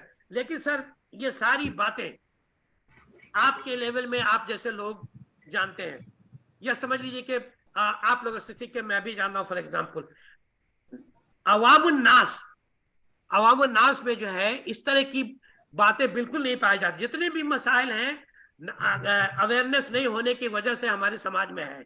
आप जो है आप देखें हर घर का नाला जो है दूसरे के दरवाजे से गुजर रहा है और किसी को फिक्र नहीं हो रही है। भाई आपके दरवाजे का नाला आपके घर का नाला दूसरे के दरवाजे से क्यों गुजरेगा भाई? ये मिसमैनेजमेंट का है। अब ये छोटी छोटी बातें आपको कहां ले जाती हैं आपको पता नहीं है। आपका एक ब्रांड बन चुका है कि आपका इलाका जो है, अब वो इलाका मतलब गंदा होगा। अब आपका जो एक इमेज बन चुका है, आपने मैनेज नहीं किया, आपने अपना वॉशरूम ने मैनेज नहीं किया, तो आप देखिए आप कहां पहुंच गए। तो ये मैनेजमेंट की स्किल जो आपने बताई, बहुत जबरदस्त बात बताई। अब सर एक सवाल यहां से आ रहा होगा कि क्या आप ये समझते हैं कि कुछ ऐसे समाज में लोग होने चाहिए, खास करके वो लोग जैसे हमारे जैसे लोग जो रिटायर कर चुके हैं, लेकिन वो जो है अभी मेरे ख्याल में एग्जिस्टिंग टाइम में मेजोरिटी हमारे एज के लोग तकरीबन हजारों की तादाद में रिटायरमेंट एज में है, हजारों की तादाद में। और इनका एक्सपीरियंस अगर समाज को मिले तो बहुत फायदा हो सकता है। तो क्या ये बातें जो है मतलब समाज में फैलाई नहीं जानी चाहिए कि भाई आप जो पढ़े लिखे लोग रिटायर है, आप आइए, आप समाज को क्या दे सकते हैं अपनी सलाहियत के हिसाब से? क्या ऐसा कोई प्रोग्राम नहीं होना चाहिए? ये मेरा आपसे मतलब सवाल है, ताकि आपकी बात जो है लोग ज्यादा समझेंगे और इम्पोर्टेंस देंगे। आप जरा इस हवाले से बताएं आवाम को। नहीं, जैसे हमने पहले भी आपको बताया कि लोग चाहे रिटायर्ड हो या सर्विंग हो, वो लोग हमेशा विलिंग हैं दूसरे को सर्व करने के लिए। और हालात जैसे जैसे मुश्किल हो रहे हैं, लोगों में ये जज्बा और बढ़ रहा है जी। लेकिन ये बिल्ली के गले में घंटी कौन बांधेगा जी। हु विल कम फर्स्ट, और कैसे ये मैनेज होगा? जी। तो ये लोगों को जो इतने रिच एक्सपीरियंस वाले लोग हैं, सीनियर लोग हैं, इनको कैसे लाएंगे, इनका टैलेंट कैसे यूज करेंगे? ऐसा अभी कोई मैकेनिज्म डेवलप नहीं हुआ है हमारे यहाँ। जैसे दूसरी कल्ट में जैसे फॉर एग्जांपल रामकृष्ण मिशन वगैरह में बहुत क्वालिफाइड लोग हैं, वो लोग जाके एक पर्टिकुलर मिशन को चला रहे हैं। लेकिन हमारे यहाँ वैसा कुछ नहीं है। हमारे यहाँ अभी भी जिसके पास पैसा है तो उसको ही बड़ा आदमी बोलते हैं। बड़ा आदमी पैसा है, बड़ा, अगर उसके पास तालीम ज्यादा है तो वो बड़ा आदमी नहीं है, वो डॉक्टर साहब है, प्रोफेसर साहब है। तो और मस्जिद का रोल तो बहुत बार बयान हुआ है, वहां पर भी अनफॉर्चुनेटली ऐसे लोग वहां पे कब्जा ही आप कह लीजिए मस्जिद की निगरानी करते हैं, जो जिसको अभी के लोगों की बात नागवार गुजरेगी। तो ये सब कुछ दुश्वारी है, इसको कैसे मिलकर हल करना है अभी मेरे समझ में नहीं आता। लेकिन हमारे इस्लाम में तो मस्जिद सेंटर ऑफ एक्टिविटीज हुआ करती है, केरला वगैरह या दूसरे जो डेवलप्ड स्टेट है वहां पे एक्टिविटीज, या आपको मालूम है यूएस वगैरह में मस्जिद ही सेंटर ऑफ एक्टिविटी है, वहां सब लोग आते हैं, बात करते हैं, मिलते हैं, काम करते हैं। तो इंशाल्लाह आपकी जैसी कोशिश है वैसे ही कोशिश और भी होगी, फिर एक ना कोई रास्ता निकलेगा। हम लोग अपने तौर से कोशिश कर रहे हैं। बट मेरे ख्याल में जहां भी हो सके, जैसे एक दिन छोटी सी मिसाल बताते हैं, हम लोग जुमा की नमाज पढ़ने जाते हैं, बाहर निकलते हैं, देखते हैं फकीर की भीड़ लगी है। अरे भाई फकीर कहाँ से आते हैं? हम 10 रुपया 5 रुपया 1 रुपया दे दिया, मेरी जिम्मेदारी खत्म, अब तो बड़ा नेकी के काम करके हम घर लौट रहे हैं। लेकिन अगर 5 मिनट रुक के वहां इमाम साहब को बोल दे भाई इन लोगों का पता लीजिए, ये कौन लोग है, इसे क्या मदद की जरूरत है, एक बार मदद करके उसको फिर भिखारी के ग्रुप से निकालिए, उसको और भीख नहीं मांगना है, क्या इसकी जरूरत है पता कीजिए।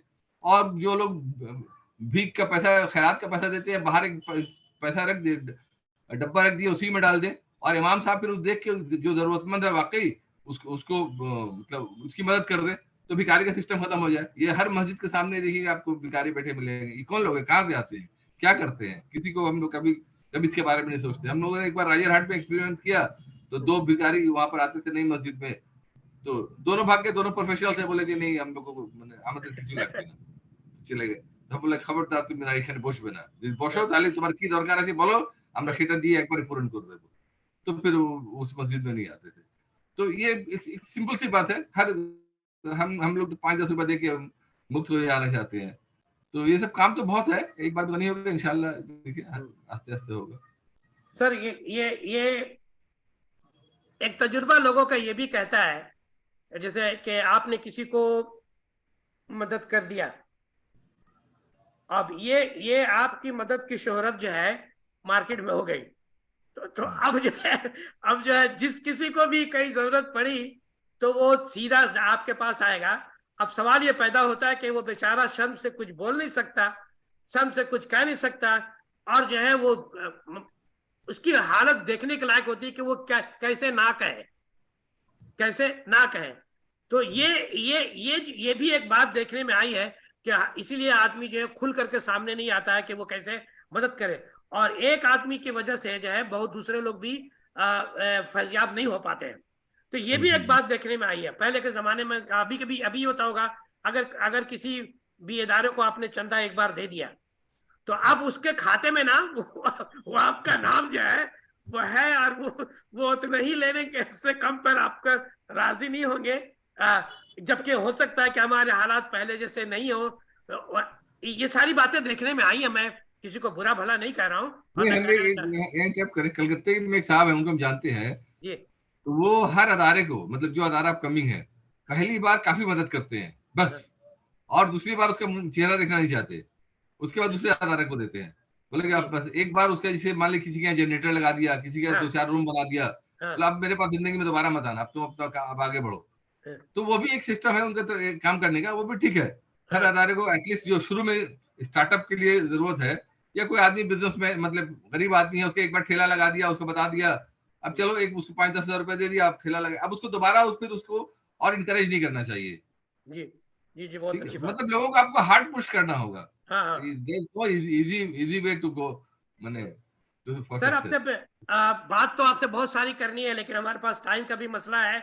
बस आखिरी सवाल मैं आपसे मतलब ये पूछूंगा कि आप जो है फाइनली, जो हमारे अवाम सुन रही है, पूरे पर्सपेक्टिव को जहन में रखते हुए, मौजूदा सूरत हाल के पस मंजर को अपने सामने रखते हुए, आप 2-3 बातें खुसूसी तौर पर क्या बोलना चाहेंगे ताकि उस पर लोग अमल करें और कुछ न कुछ जो है इलाके में, कम्युनिटी में उसका फायदा नजर आए? तो आपने तजुर्बात के हवाले से 2-3 बात कुछ बताएं अवाम को यहाँ।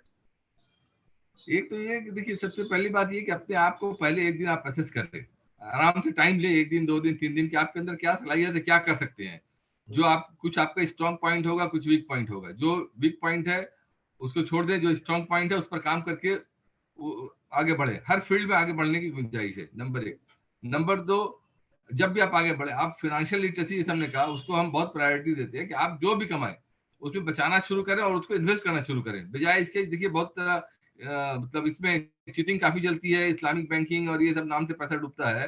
तो बी प्रैक्टिकल, आप मेन स्ट्रीमिंग फाइनेंशियल इंस्टीट्यूशंस जो है आप वहां पे इन्वेस्ट करना शुरू करें। और तीसरा कि लोगों को सेल्फ कॉन्फिडेंस दिलाएं कि भाई आप कर सकते हैं, एवरीबॉडी कैन डू।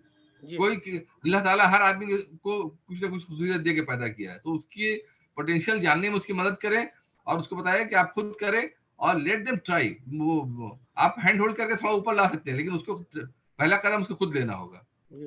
तो मेरे ख्याल में वो हम लोग को चैरिटी वाला जो मामला है उससे थोड़ा अलग हटके लोगों को थोड़ा पुश करना, हार्ड पुश करना होगा, इंशाल्लाह लोग कामयाब होंगे। बहुत अच्छी बात। लॉट ऑफ पर्सन्स जो अब कामयाब हुए, कोई ऐसी बात नहीं है। हमारे हर साल WBCS और IAS वगैरह में लगे आते हैं, नथिंग एक्स्ट्राऑर्डिनरी, जो बस लगा रहा कामयाब हो गया, कोई ऐसी बात नहीं है।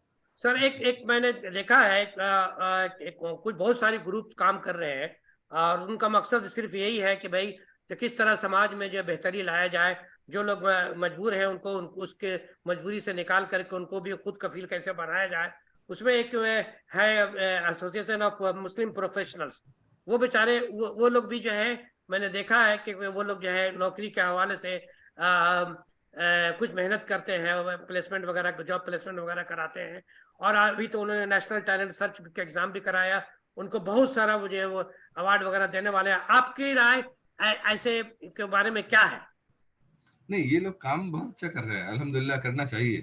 MP बहुत अच्छा काम कर रहा है, लेकिन देखिए खुदा ने उस कौम की हालत नहीं बदली, ना हो उसको ख्याल।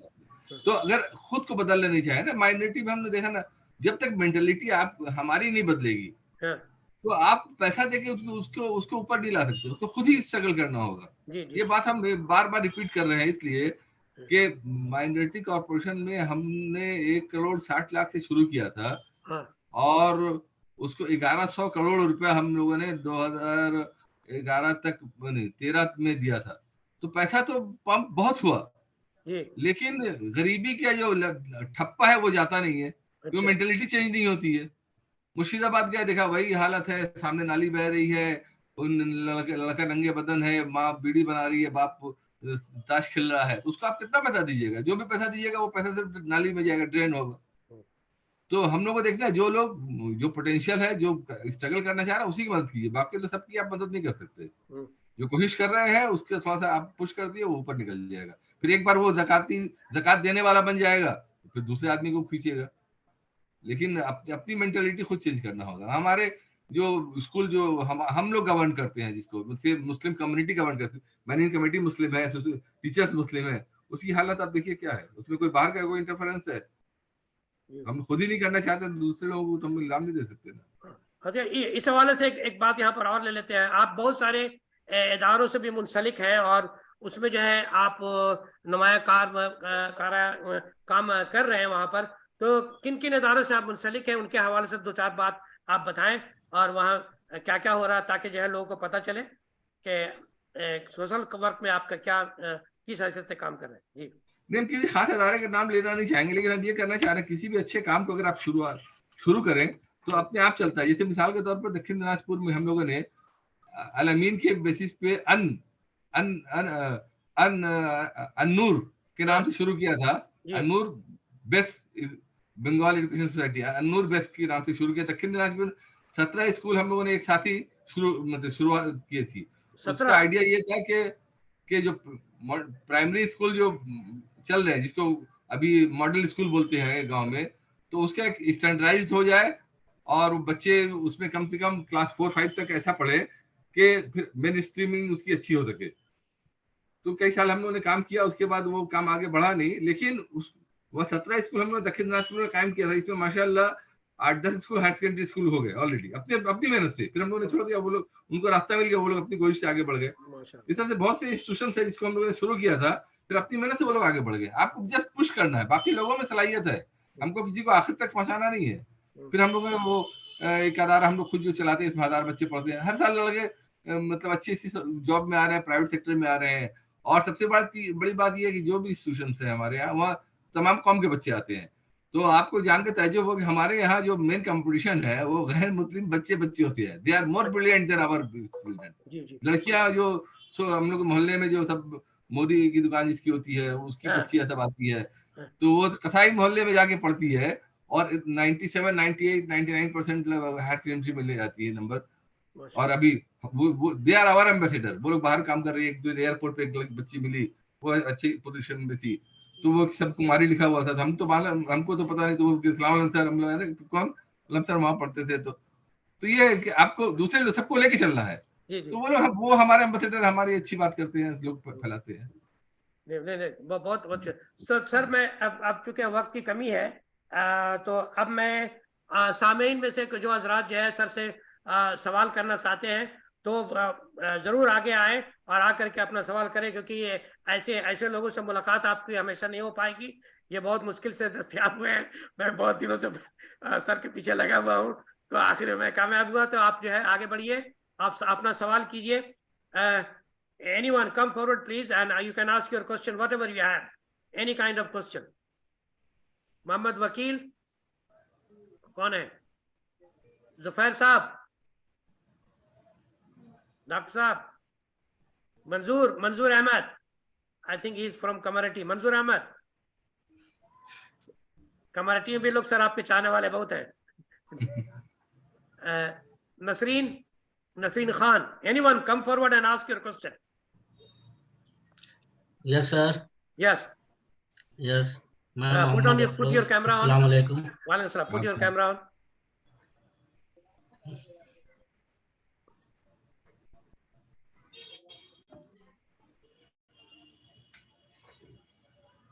Okay, okay.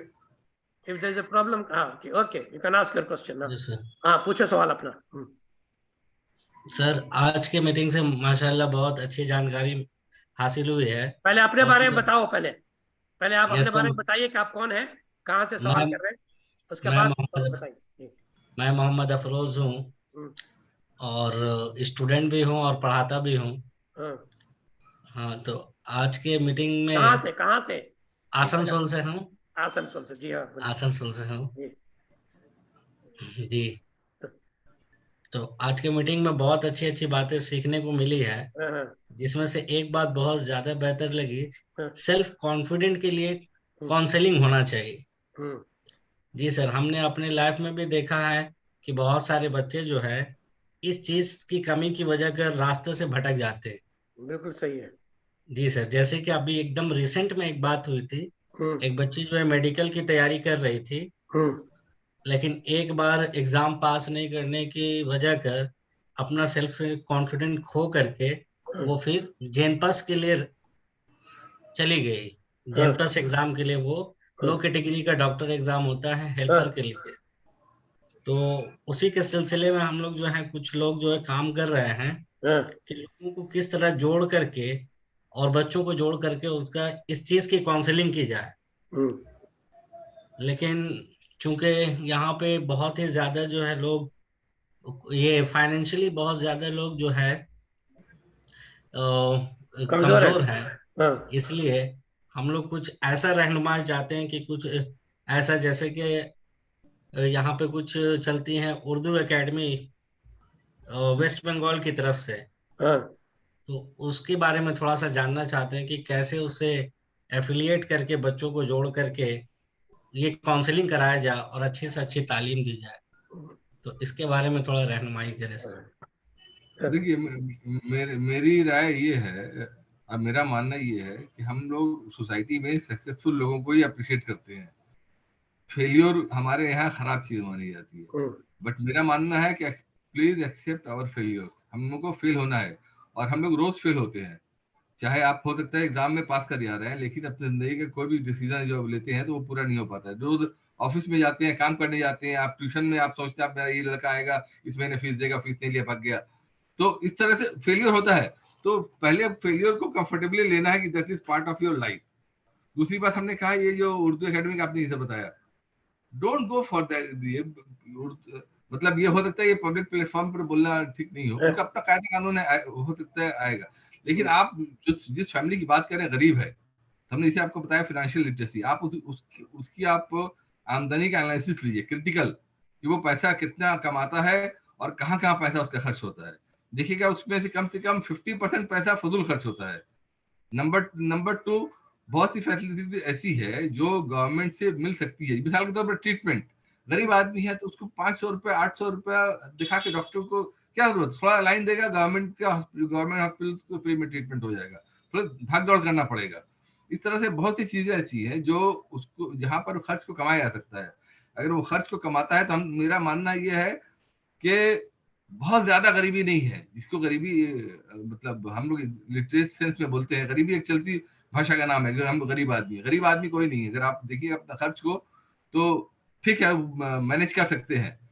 ये मेंटालिटी से उसको स्ट्रगल करने के लिए आप करने के लिए बताइए। और जो लड़की की मतलब फेल हुई है या जो बच्चे फेल हो रहे हैं तो उसको बताइए फेलियर तो रूटीन मैटर, आपको तो फेल होना ही है, but don't worry about this failure. और हम लोगों को भी जो जैसे हम लोगों ने माइनॉरिटी में भी शुरू किया था कि जो बच्चे 50% से कम लाते हैं उसके लिए स्कॉलरशिप, एजुकेशन सपोर्ट प्रोग्राम।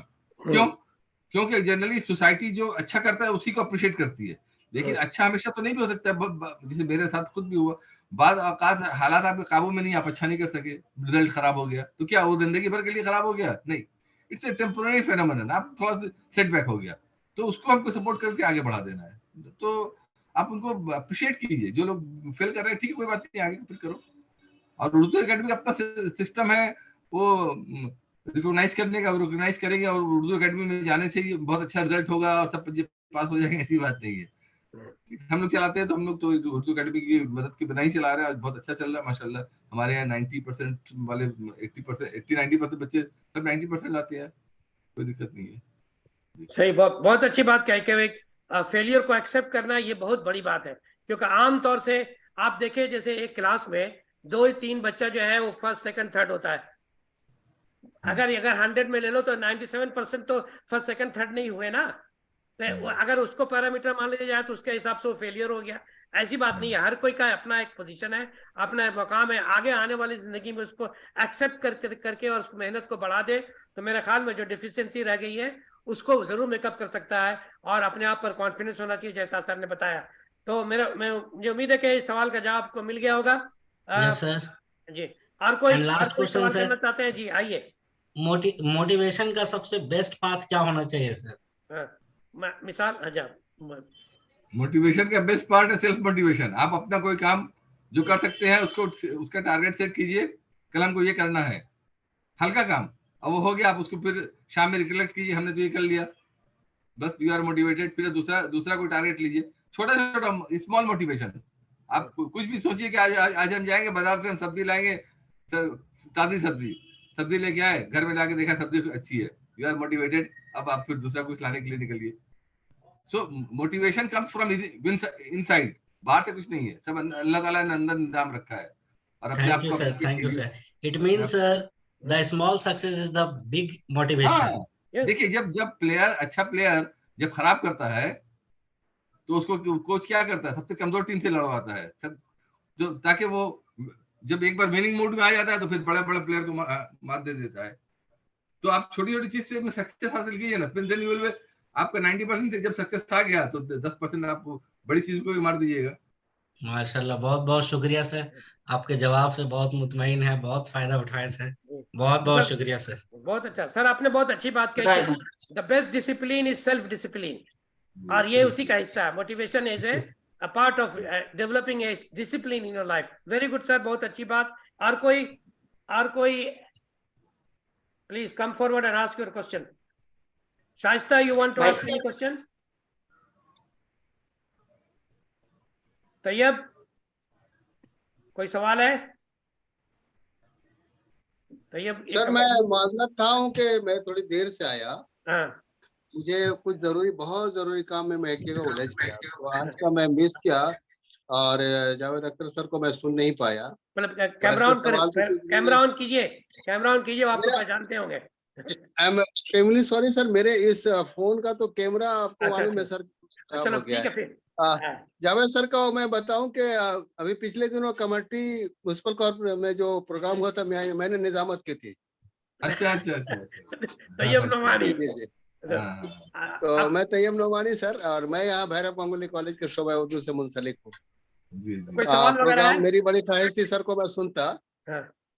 बहरहाल यहाँ सर उर्दू मीडियम स्कूलों का हाल बहुत बुरा है। कम्युनिटी हाई स्कूल बंद होने के दहाने पे है, उस्ताद बहुत कम है, और इसके लिए इलाके के बहुत सारे लोग बहुत फिक्रमंद है सर। तो इसके लिए रोस्टर का कुछ प्रॉब्लम है, लेकिन कैसे उसे ओवरकम कैसे किया जाए, कैसे टीचरों की बहाली हो या फिर इलाके में ये कैसे ठीक किया जा सके। हमारे उस्ताद मोहतरम रियाज सर भी उसी स्कूल से मुंसलिक थे किसी जमाने में, और मैं सर का स्टूडेंट भी हूँ। तो सर ये एक बहुत बड़ा मसला है हमारे इलाके का। तो एक बार रूबरू बोलिएगा तो हम लोग प्लान चौकआउट करते हैं। कमेटी हाई स्कूल तो एक जमाने में बहुत अच्छा स्कूल था, बड़ा नाम था उसका। असलम साहब हेडमास्टर थे जब शुरू में, शायद असलम, अगर हम नाम भूल। असलम साहब सर सलीमिया स्कूल के थे। सलीमिया। हाँ, तो आप एक बार रूबरू मिलिएगा तो कोई रास्ता निकल जाएगा, कोई दिक्कत नहीं है। समझ गए तैयब? जी सर। हाँ समझ गया। बोल रहे मुलाकात कीजिए उनसे, तो फिर कोई ना कोई रास्ता निकलेगा।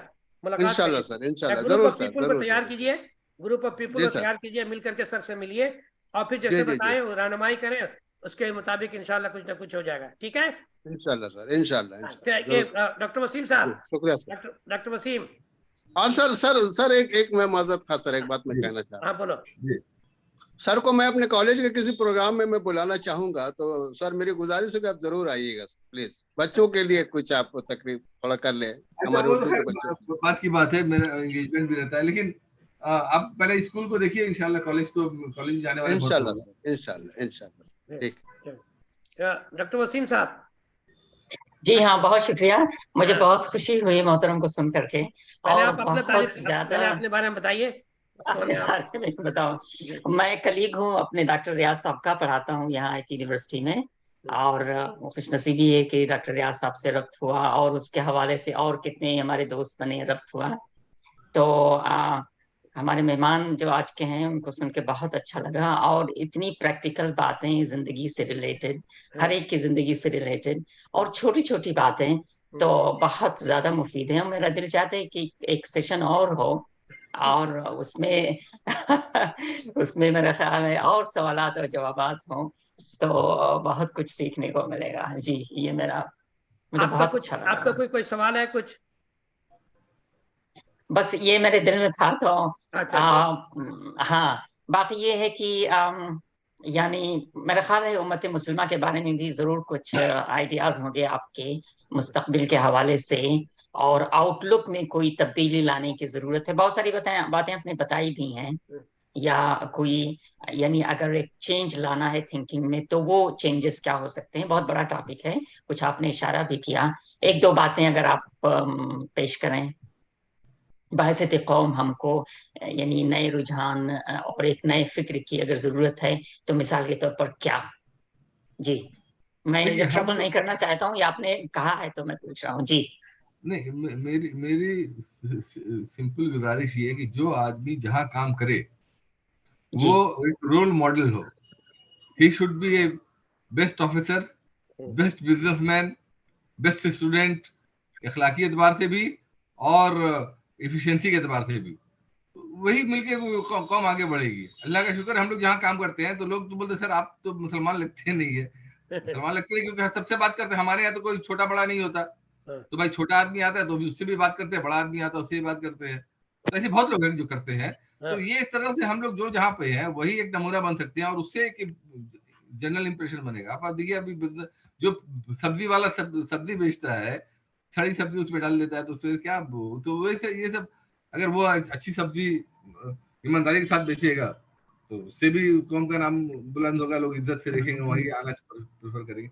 जो इस्लाम की बुनियादी बातें हैं उस पर अगर हम लोग तवज्जो दें, नमाज और जो फराइज के साथ साथ जिसके ऊपर तवज्जो कम होती है, तो हम वही मिलकर कौम बनेगी आगे। और सिर्फ जिसकी वजह से वो आपको मुसलमान नहीं समझते। क्या है कि हम लोग अपना वो एक लिबादा ओढ़ने के बाद ना सब बकिया जिम्मेदारियों से मुबर्रा हो जाते हैं।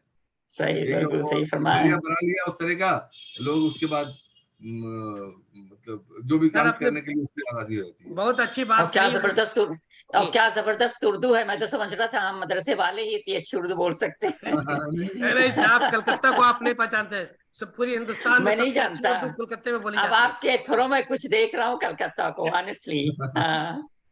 वो और मैं तो नमूने के तौर पर 2-4 जुमले बंगला के भी सुनना चाहता था। Of course I don't understand much, लेकिन चले करेंगे। वो सर आपने कहा दिया बहुत अच्छी बात कि ये शहादत गए उल्फत में कदम रखना है। लोगों ने आसान समझ रखा है मुसलमान होना। तो ये और आपकी और कोई अगर सवाल करना चाहते हैं तो अब मैं लखनऊ से हूँ जावेद साहब, बस यानी तारुफ के तौर पर। जी जी जी। अच्छा, चलिए बहुत अच्छा। तो मेरा ख्याल है कि हम लोग टाइम से बहुत आगे निकल गए हैं।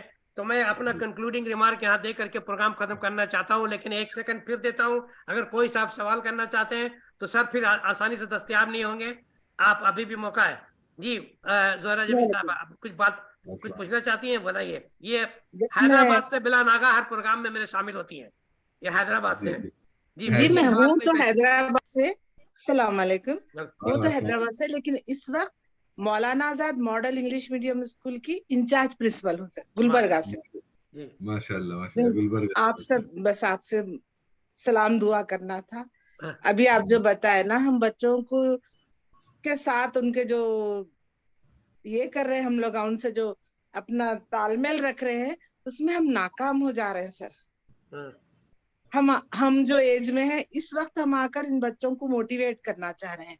बच्चे यंग जनरेशन से ज्यादा मोटिवेट होते हैं सर। अच्छा, हमारी यंग जनरेशन बच्चों को मोटिवेट करने के लिए आना चाहिए सर। अच्छा जी जी जी। तो क्या हम वो बच्चे क्या होते हैं, हमारे को देख के हम बहुत थके हुए लगते हैं उनको। उन्हें अपने जैसे एनर्जेटिक लोगों से सुनना चाहते हैं। ये मैं पर्सनली बच्चों से जो है ना, ये करके देखिए। जैसे मैं अपनी बच्ची और बच्चे से मिलाई आपको, हाँ, उनसे जिक्र कर रही थी आपको। वो लोग जब बात करते हैं बच्चों से, वो बहुत ज्यादा इंस्पायर होते हैं। उनके जहनों में क्या है, मैं दीदी के जैसा बनना, मैं भैया के जैसा बनना। उनको ये नहीं है कि हमारे जैसा बनना। माशाल्लाह, ये बहुत बड़ी बात आपने बताई। ये तो जबरदस्त। आपके यहाँ पे जी बंगलौर में अमीन मुदस्सिर साहब बहुत अच्छा काम कर रहे हैं, आप जानते हैं? अमीन मुदस्सिर साहब आए थे हमारे पास 2 मरतबा आकर। वो 3 दिन का प्रोग्राम करके गए थे हमारे सावड़गी रेजिडेंशियल स्कूल को। वही बोलो ना, उनके साथ 2-3 यंग बच्चे थे, देखिए मैं नाम भूल गई उनका। वो बच्चों से बहुत ज्यादा इंटरेक्ट हो रहे थे बच्चे, उनके साथ बहुत अच्छा खेल कूद रहे थे। ये क्या हो रहा है, मेरा बोलने का मकसद यही है कि थोड़ी यंग जनरेशन को थोड़ा हम लोग मोटिवेट करना, कि ये बच्चों को, छोटे बच्चों को उन और ज्यादा इंस्पायर करने के लिए। सर अभी मैं बताई ना आपको कि वो लोग क्या कर एकदम फ्रेश फेसेस देखना चाह रहे। जी राइट, होगा सर। तो आप अब जैसे हम लोग आ रहे हैं आपके पास, हम लोग उतना ज्यादा बच्चों को नहीं मोटिवेट कर पा रहे। अच्छा ये बात जरा, आप लोगों का बहुत अच्छा प्लेटफॉर्म है, इसमें थोड़ा और ज्यादा लोगों को बुलाइए आप। जी जरूर इंशाल्लाह। हमारी तो कोशिश आप देख ही रही हैं। आप देख रही हैं कि मैं कोशिश कर रहा हूँ अपने तौर पर, जो भी बन पा रहा मैं कर पा रहा। मेरी भी अपनी नौकरी है, मेरी भी अपनी जिम्मेदारियां हैं। वही, लेकिन वो बच्चों का भी यही मसला आ रहा। मैं वही बात बोल रही हूँ, वो बच्चों का भी यही मसला आ रहा। कम से कम एक आधा घंटा वो भी निकाल पाना है। ठीक है, आप 2-4 बच्चों को जमा कीजिए और एक प्रोग्राम उन बच्चों को लेकर के मैं करता हूँ। तो मैं समझाऊंगा कि मतलब जो है अभी सर ने कहा कि सेल्फ डिसिप्लिन जो है, मोटिवेशन का जहाँ ताल्लुक है, वो बाहर से नहीं होता, not from without, it should come from with in. अब रहा के अच्छी बात सुनने की बात है, तो ये बूढ़े ज्यादा तजुर्बाकार हैं हम लोग बच्चे भी बन सकते हैं। बच्चों को बड़ा होना मुश्किल है, बड़ों का बच्चा बनना आसान है। तो इंशाल्लाह हम करके दिखाएंगे। आमिर इदरीसी साहब से बहुत ज्यादा इंस्पायर होते, वो भी आए थे हमारे पास। आमिर इदरीसी, उनकी टीम थोड़ा और ज्यादा एनर्जेटिक दिखती मुझे। इंशाल्लाह। देखिए बहुत अच्छा। जी आप कर रही हैं। बस दुआ है आपकी, दुआ कीजिए सब अच्छा। सर असल बात क्या है सर, कि देखिए मतलब जहां कोई भी जगह जो है दुनिया में खाली नहीं है। एक आदमी जगह छोड़ेगा, दूसरा जगह ले लेगा। जब हमारे बड़ों ने, हमारे वालिदैन ने, अरे वालिद और वालदा के होते हुए उसको दूसरे से मोटिवेशन की जरूरत ही क्या है। लेकिन जब वालिद और वालिदैन ने अपनी जिम्मेदारी नहीं निभाई, तो फिर वो चचा को देखता है, फिर बाहर देखता है, फिर टीचर को देखता है। तो हमने अपनी जिम्मेदारी नहीं निभाई सही से, तभी मेरे बच्चे दूसरे की तरफ देखते हैं। तो ये तो महसूस करना होगा हम लोग को पहले। और कोई भी कोई भी कौम पीछे अपने इसीलिए होती है कि उसके वालिदैन ने उसके लिए कोई ऐसा लीगेसी नहीं छोड़ा कि वहां से वो आगे बढ़ रहे। जो भी नस्ल आती है वो पीछे का ही खाना पूरी करने में रह जाती है, उसको आगे बढ़ने का मौका ही नहीं मिलता। तो एग्जिस्टिंग जो लोग हैं उनके अंदर जो है जो कमी पाई जाती है, वो भी इसलिए मैंने 2012 में एक स्लोगन दिया था, बाप सुधारो। क्योंकि ये लोग हैं, इनकी वजह से हमारी औलाद को जो है जनरेशन को नुकसान हो रहा। और अगर ये नई जनरेशन अगर आज नहीं सुधरी तो कल उनकी भी जनरेशन इसी तरह परेशान रहेगी। क्योंकि क्या आप जो है दूसरों के ऊपर उम्मीद रखेंगे तो नहीं होगा। सर बहुत अच्छी अच्छी बातें हुई। अब मैं यहाँ पर फाइनली कंक्लूड करूंगा और एक ही बात से आपकी पूरी बात को मैं जोड़ता हूँ। जो आपने कहा अभी, जो कहा आपने रोल मॉडल की बात कही, जो आप जहां कहीं भी रहे आप वो दिखे जो आप क्लेम करते हैं, आप वो दिखे जो आप क्लेम करते हैं। ये बहुत ही इंपॉर्टेंट है। अगर आप डॉक्टर हैं तो आप जो है डॉक्टर की तरह बिहेव करना दिखना चाहिए। आप टीचर हैं तो आप एक हकीकी टीचर की तरह आपको दिखना चाहिए। ये जितनी भी बातें हैं सब के सब, हर कोई अपने आप को रोल मॉडल के हिसाब से अगर क्रिएट करता कोई मसला नहीं रहेगा। हकीकत ये होता है कि कहीं ना कहीं जो है फॉरवर्ड मिस करता है, कहीं सेंटर फॉरवर्ड मिस करता है और कहीं जो है गोलकीपर मिस करता है तो फिर गोल हो जाता है। आपको हर का जो रोल है वो अगर ठीक से अदा करे तो वो सीधा जाकर के अपोनेंट पार्टी में गोल घुसा सकता है, वरना कभी कभी सेल्फ गोल भी हो जाया करता है। इसलिए जो ये रोल मॉडल की आपने बात कही, जो जहां भी रहे वो दिखे कि वो अपनी जिम्मेदारी निभा रहा है। वो स्टूडेंट है तो स्टूडेंट का जो रोल है उसके मुताबिक रहे। वो नौकरी कर रहा है तो उसके मुताबिक अपने तलाश करे, अपने आप को पहचाने, अपनी सलाहियत को जाने और फिर जो है जो ट्रेंडिंग जो जॉब है उसके हिसाब से तैयारी करे, वो जरूर कामयाब होगा। आप अपना रोल जरूर डिफाइन कीजिए, तब जा करके आप कामयाब होंगे। ये मेरे ख्याल में एक सबसे इंपॉर्टेंट और अहम जो है कंक्लूडिंग रिमार्क मैं दूंगा। सर ने तो बहुत सारी बताई, फाइनेंशियल मैनेजमेंट के हवाले से बताई। कोई भी काम जो होता नहीं होता है, आपको उसमें स्किल ढूंढना पड़ेगा। आपने बताया कि पहले जो कुरैशी बिरादर थे वो उनका जो है फीचर जो है फिजिकल फीचर अलग होता था, आज उसको रिप्लेस करके उसकी औलाद जो है कितने शानदार तरीके से वही बिजनेस को इंपोर्ट एक्सपोर्ट में तब्दील करके आज पैसा कमा रहा है। आपने ये भी कही कि पैसा जो है आज के दौर में वो नौकरी में नहीं है बल्कि बिजनेस में है, छोटे मोटे स्किल वाले भी जो है उससे ज्यादा पैसा कमा रहे हैं। तो ये सारी बातें जो है आपके जरिया मुझे मालूम हुई। हम बहुत बहुत शुक्रगुजार है जावेद साहब सर आपके कि आप हमारी महफिल में आए और इतना कीमती वक्त लगाया, जबकि लोगों की दरख्वास्त है कि आपको इंशाल्लाह दोबारा भी बुलाऊंगा। और मेरा ख्याल है कि बहुत सारे जो लोग सुन रहे हैं उन कोई भी मशवरा की बात हो, आप अपना सर नंबर यहाँ शेयर कर दीजिए ताकि जो है लोग, अगर कोई आदमी आपसे बात करना चाहे तो किसी मौजू पर अगर टाइम देख करके, ऐसा नहीं कि आप घंटी हर वक्त बजाते रहे, वो भी सही नहीं है। आप छुट्टी किस वक्त जो है आप अवेलेबल हो सकते हैं सर बताइए, ताकि लोग जो है कोई ऐसी बात जो है अगर पूछना हो तो आपसे वो जो है राब्ता कर सके। जी मेरा नंबर नोट कर लें। हाँ बताइए सर। 94 33 09 28 38। बेहतर होगा अपना तारुफ करके अगर व्हाट्सएप कर दें, हाँ, तो फिर हम अपने हिसाब से उसको या तो जवाब दे देंगे या कॉल कर लेंगे।